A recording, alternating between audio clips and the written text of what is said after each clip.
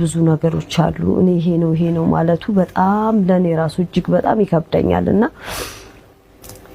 የሰለስቱ ቀን በቃ መውጣት አለባት ከቤት አንቄ ነው ማስወጣት አለች እህትየው ማለት ነው። እና ያው እንደዛ ስትል እዚያው ሰዎች ይሰሟታል፣ ምን ይሏታል። እኔ ደግሞ በጣም ልጅ እየተረበሸች ነበር። አንድ በአባቷ ሀዘን ተረብሻለች፣ ሁለት በምሰማው ነገር ምናምን እየተረበሸች ነበረ።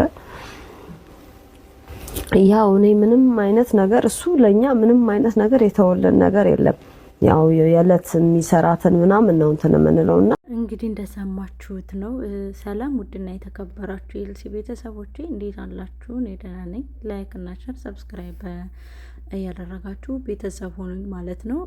ትንሽ ዛሬ በጣም ከፍቶኝና ደብሮኝ ነው የመጣሁት። እውነት ለመናገር ትናንትም ልክ አልነበርኩም ስለ እውነት ማለት ነው። እና ዛሬ በጣም ልቤን ስለነካኝ ስለ አንድ ታሪክ ላውራችሁ ብዬ ነው የመጣሁት ማለት ነው። እሱም ደግሞ ምንድነው እንደምታዩት እንግዲህ አርቲስት ወንደሰን ማለትም ኮሜዲያን ወንደሰን እንግዲህ ከሞተ ወር አልሆነውም ገና ሙምኪን አሁን ቢሆነው አንድ 15 ቀን ምናምን እንደዛ ቢሆነው ነው ሞተ ምናምን ተብሎ ዜናውን ከሰማነውና በጣም ልብን የሚነካና በጣም የሚያሳዝን ነገር ነው የገጠመው ማለት ነው። እና ደግሞ ልጁ በጣም ታሳዝናለች። በጣም ነው ልጁ ልብ የምትነካው ማለት ነውና እኔ እንጃ አላቅም ልላችሁ እንደምችል። በጣም ልቤ ተሰብሯል። ሞቶ ነፍስ ይማር። ግን የባል ቤተሰቦች ለምንድነው መጽሐፍ ቅዱስ ላይ ያልተመዘገቡት ያልተጻፉት? ማለት እኔ አላወኩም ይሆናል ወይ ተጽፈው ሊሆን ይችላል። እንጀራ እናትና የባል እናት ነው የባል ቤተሰቦች ለምንድነው መጽሐፍ ቅዱስ ላይ ያልተጻፉት? ወይስ የኔ አለማወቅ ነው? ተጽፈው ይሆናል ማለት አሁን ለምሳሌ 10ቱ ትእዛዛት ላይ እናት አባትህን አክብር፣ ባልንጀራህን እንደራስህ ውደድ፣ የሰው ገንዘብ አትመኝ፣ በቃ 10ቱ ትእዛዛት ላይ እንደዛ አይነት ነገሮች አሉ አይደል? ባልንጀራህን እንደራስህ ውደድ ማለት ጓደኛህን እንደራስህ ውደድ፣ የሰው ገንዘብ አትመኝ፣ ክፋትን አትስራ 10ቱ ትእዛዛት ላይ እንደዛ አሉና እናት አባትህንም አክብር እንዲሁ በቃ አለና እንዲሁም ደግሞ ብዙ ነገሮችን የተማርን ይመስለኛል። ብዙም ስለዛ ጠለቅ ብዬ ማውራት ባልፈልግም እግዚአብሔር ይመስገን። በርግጥ ግን የባል እናትና እንጀራ እናት አልተመዘገቡም ከዛ ላይ። ይቅርታ ግን ማለት አይሆንብኝ ይኖራል ማለት አይኖርብኝ ይሆናል ወይም ደግሞ ስተቴ ሊሆን ይችላል። ግን የሚሰማኝ ስሜት ስላለ ነው እንዳንድ ሴት እንዳንድ እንትን የሚሰማኝ ስሜት ስላለ ነው በጣም ማለት ነውና በጣም ነው ኢሞሽናል የሆንኩት።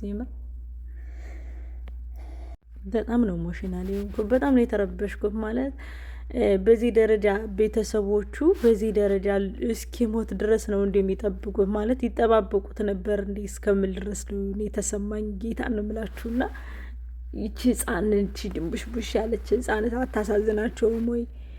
ምን ያህል በህይወት እያለ ምን ያህል በድሏቸው ነው? ወይንስ የገንዘብ ጥማት ነው ምናምን አላውቅም። በነገራችን ላይ በጣም ነው የተረበሽኩት።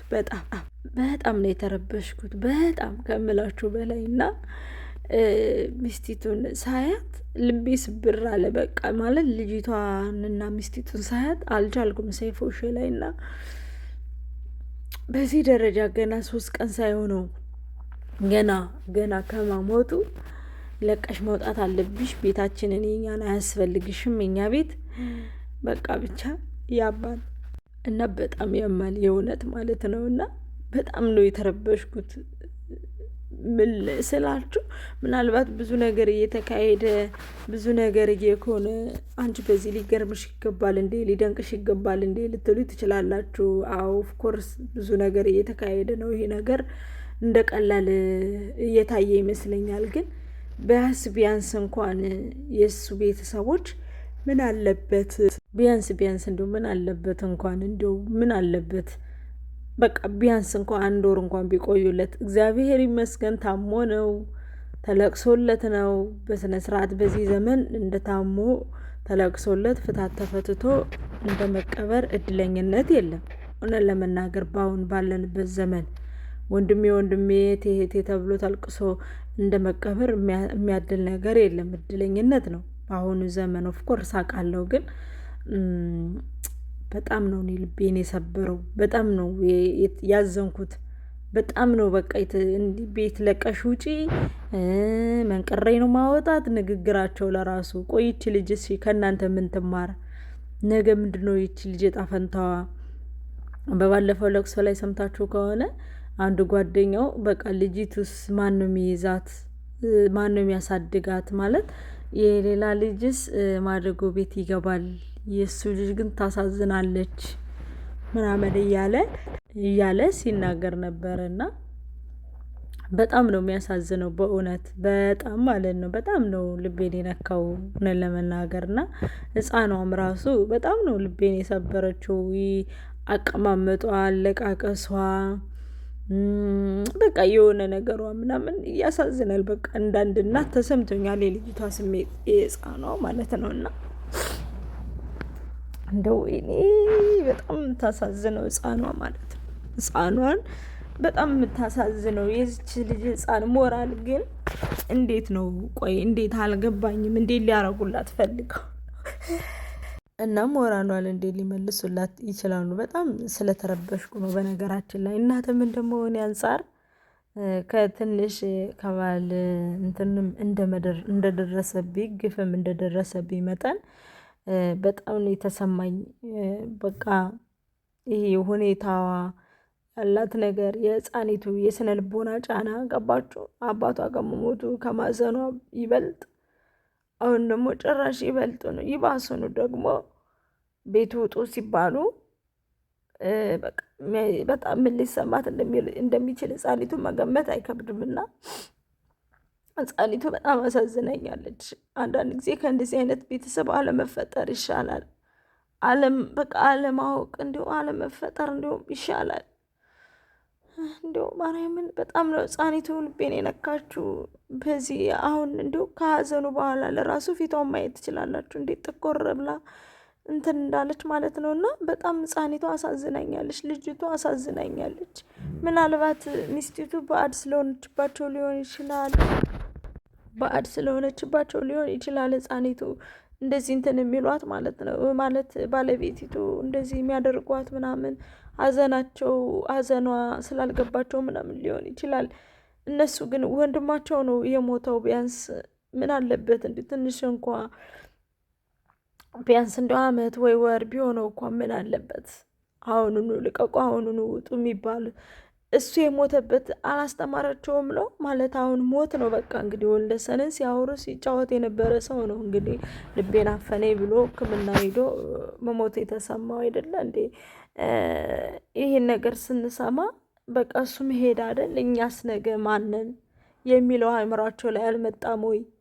የኔ ጥያቄ ነው። በነገራችን ላይ ምንድን ነው የሚሆኑት? በቃ ይሄ ማለት እንዴት ነው ይሄ ህመሙ ያላመማቸው? ሚስቲቱ በጣም የምታሳዝነው በጣም እንደምታዩት ነው። በቃ ይሄ ባንዴ ነው ግጥጥ ያለችው እና እንዴ ነው ክፍት ያላት። እሷ እንኳን እንደዚህ ያዘነች፣ እነሱ ምን ያህል ልባቸው ደንዳና ሆኖ ነው? ምን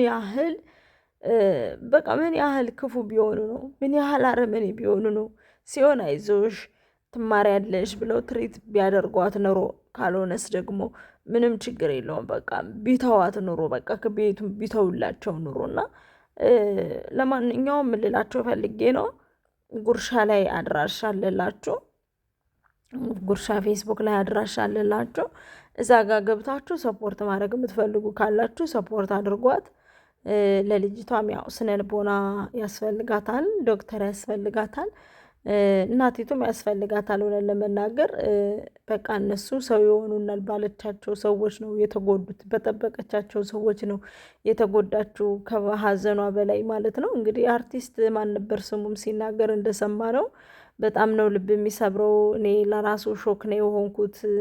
ገና 3 ቀን ሳይሆነው ገና 7 ቀን ሳይሆነው እንደዚህ አልጠበቅኩም ምናምን ሲል ሰምተነዋል። እና ለመናገር ማንም አይጠብቅም እንደዚህ ይፈጠራል ብሎ። አንዳንድ ጊዜ አርቲስት የሚሆን ኮሜዲያን የሚሆን ምንም ይሆን ገንዘብ እንዳለው ነው አይደለም እናስበው፣ ግን የላቸውም። ለስሙ ታዋቂ ሆኑ እንጂ ምንም ነገር የላቸውም። በቃ እንዳየነው ነው። ብዙ እሷ ብቻ አይደለችም፣ ብዙዎች አርቲስቶች አልፈዋል።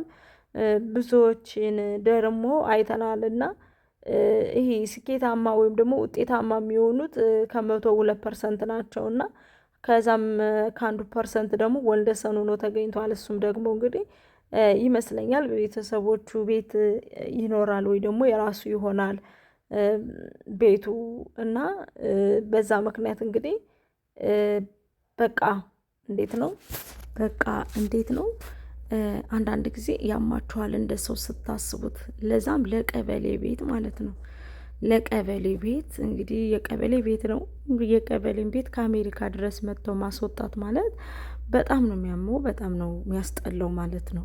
የራሳቸው ቢሆን ሰርተውት ቢሆን አግዘዋቸው ትሪት አድርገዋቸው ቢሆኑ እንኳ ምን አለበት ብለን እናስብ ነበረና ግን ይሄ የቀበሌ ቤት ነው።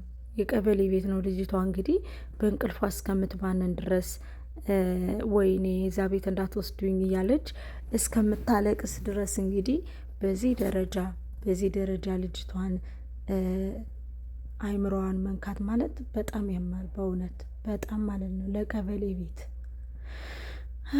በጣም ያሳዝናል። እንግዲህ ወንድሙ ጓደኛው ቴዲ እንደተናገረው ከሆነ በጣም ያማል ነው የሚለው። በጣም ልቤን ነክቶታል በቃ ነው የሚለውና የእውነትም ነው ደግሞ ልብ ያማል፣ ያንገበግባል። ለቀበሌ ቤት ቀበሌ ለሰጠ ቤት እኛም አለንበት ውጪ ብሎ ማስወጣት ማለት በጣም ነው የሚከብደው።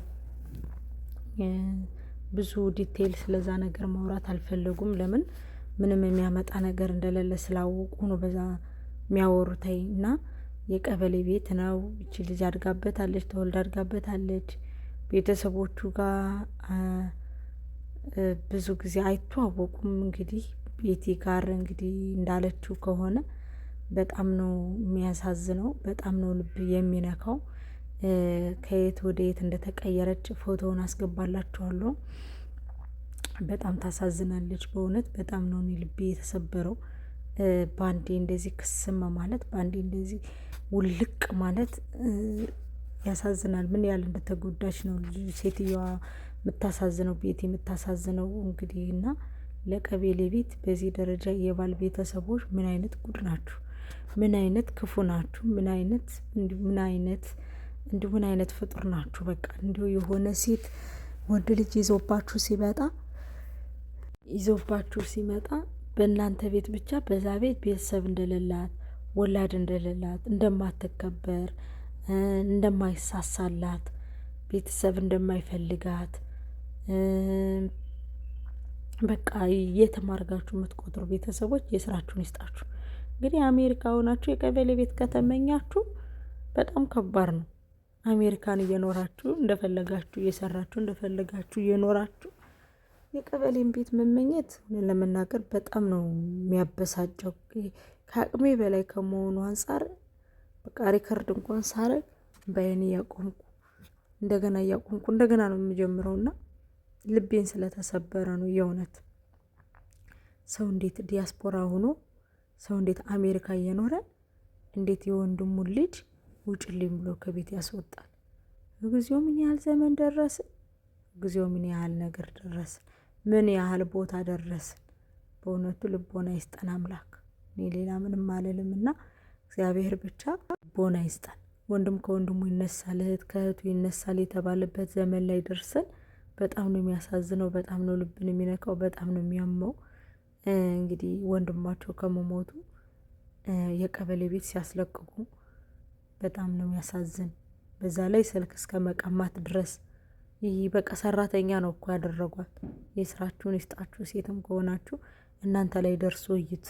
እናንተም ነገ የምታገባላችሁና ከእናንተ ላይ ደርሶ እዩት ነው የምለው እኔ ለእህቶቹ ማለት ነው። ለእህቱም ለእናቱም። እና ለቀበሌ ቤት ብላችሁ በዚህ ደረጃ ማባረር፣ ልጁን ማስወጣት፣ ጫና እንዲደርስባት ማድረግ በጣም ያማል። የምር በጣም ከባድ ነው። እሱንም እንግዲህ ነፍሱን ይማረው። ልጅቱም እንግዲህ ታክማ ወደ ራሷ እንደምትመለስ ተስፋ እናደርጋለን። በሌላ በኩል እንግዲህ እንግዲህ በአካውንት ከፍታለች። ሰይፉ ሾው ላይ ሆናችሁ ማየት ትችላላችሁ። መርዳት የምትፈልጉ ሰዎች ካላችሁ ፕሊስ ሰፖርት አድርጓት እና በቃ ሳለ እንተዛዘን ለማለት እወዳለሁ። ላይክ እና ሼር ሰብስክራይብ አድርጋችሁ ቤተሰቡ ነው